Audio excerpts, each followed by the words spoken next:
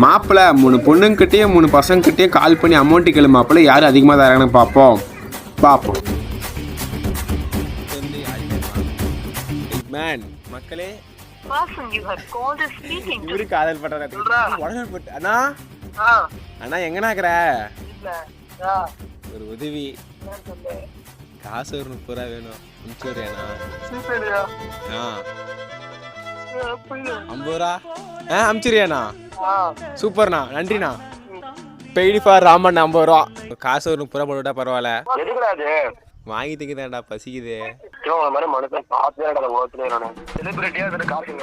Celebrity நானா? சரி, பூபதி கேட்டு பார்க்குறேன். அக்கா கால் பண்ண போகிறோம். ஹலோ, எங்க சாமி? சரி அக்கா, என்ன பண்ற? என்ன வேணும் உனக்கு?